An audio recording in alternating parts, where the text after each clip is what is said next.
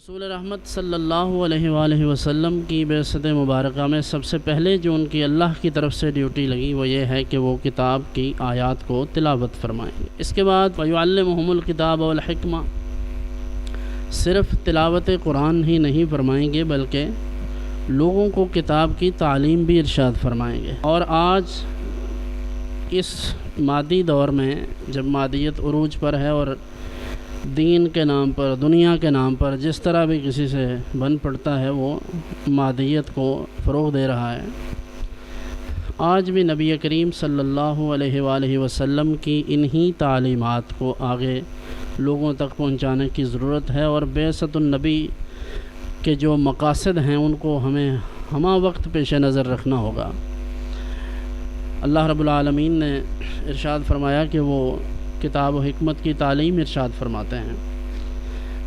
دیکھیے حضور انور صلی اللہ علیہ وسلم نے اپنے تمام صحابہ کرام علیہم الرضوان اور اپنے جملہ اہل بیت اطہار، اپنی ازواج پاک، تمام جتنے بھی حضور کے ساتھ متعلق لوگ ہیں، خواہ وہ حضور کے گھر والے ہیں یا آپ کے تربیت یافتہ صحابہ کرام ہیں، حضور علیہ الصلاۃ والتسلیم نے انہیں زندگی کے ہر شعبہ میں تربیت عطا فرمائی ہے۔ نبی اکرم صلی اللہ علیہ وآلہ وسلم ایک چٹان پر تشریف فرما تھے اور کھانا تناول فرما رہے تھے، اور یہی خصوصیت ہے اللہ کے نیک بندوں کی، اور یہ جو وارثان منبر و محراب ہیں اور بالخصوص حضرات صوفیاء کرام رحمہم اللہ، ان کی اتنی صدیاں بیت جانے کے باوجود بھی آج جو روش ہے وہ وہی ہونی چاہیے اور وہی ہوگی یقیناً جو جناب مصطفیٰ کریم صلی اللہ علیہ وسلم کی ہے۔ وہ آپ دیکھ لیجئے، اس کا نمونہ نظر آئے گا اس میں کہ حضور انور صلی اللہ علیہ وسلم اگر اللہ کی بارگاہ میں کوئی بات عرض کریں، کوئی نعمت طلب فرمائیں، تو کیا یہ ممکن ہے کہ وہ نعمت حضور کو نہ مل سکے؟ لیکن حضور نے سادگی کا، عاجزی کا اور غربت کا راستہ پسند فرمایا ہے۔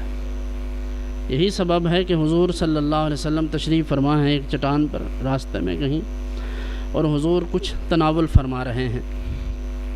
ایک بدتمیز قسم کی خاتون جس کی عادت ہے کہ وہ ہرزہ سرائی کرتی رہتی ہے، بد کلامی ہمیشہ کرتی ہے، وہ آئی ہے، اور یہی خلق عظیم ہے جس کا قرآن حکیم نے تذکرہ کیا ہے۔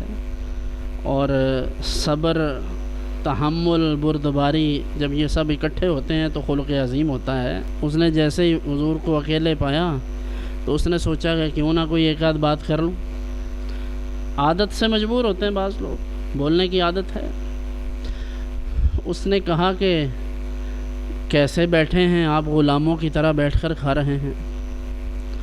بڑی نازیبا بات تھی، نہایت بے ادبی پر مشتمل تھی۔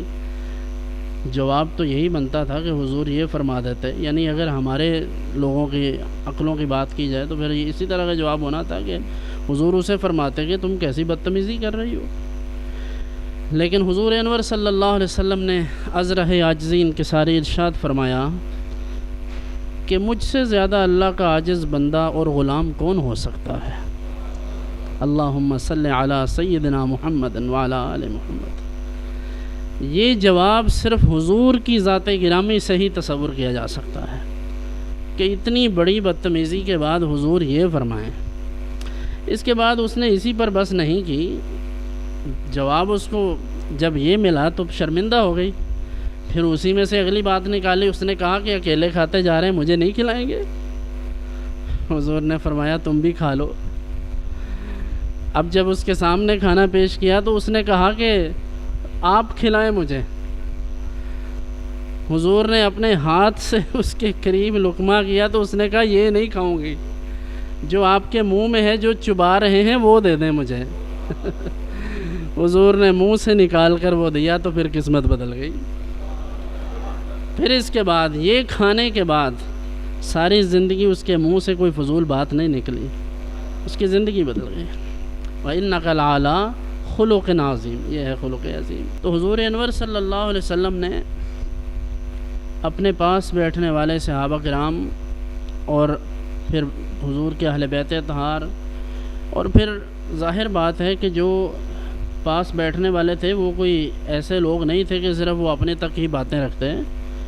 ان صحابہ کرام علیہم الرضوان نے، ان ائمہ کرام نے پوری دنیا میں حضور صلی اللہ علیہ وسلم کی تعلیمات کو عام کیا، اور آج بھی اس امر کی شدید ضرورت ہے کہ نبی رحمت صلی اللہ علیہ وآلہ وسلم کی جو آپ کا حسن اخلاق ہے اس کو اپنا لیا جائے، کیونکہ اس وقت باقی تمام معاملات میں کچھ نہ کچھ لوگ سمجھتے ہیں کہ جی دین کے حوالے سے کام ہو رہا ہے، لیکن اخلاقیات میں ہم اتنا زوال و انحطاط کا شکار ہیں کہ بعض اوقات غیر مسلموں کے ساتھ ہمارا جب موازنہ کیا جاتا ہے تو ہمیں شرم آتی ہے کہ ہمارے مسلمان بھائی، اور پھر بالخصوص وہ طبقہ جو اپنے آپ کو متدین کہتے ہیں، جو یہ ثابت کرتے ہیں کہ ہم بڑے دیندار ہیں اور ہمارا دین سے بڑا گہرا تعلق ہے، وہ جب بد کلامی کرتے ہیں، فحش گوئی کرتے ہیں، اور پھر معاذ اللہ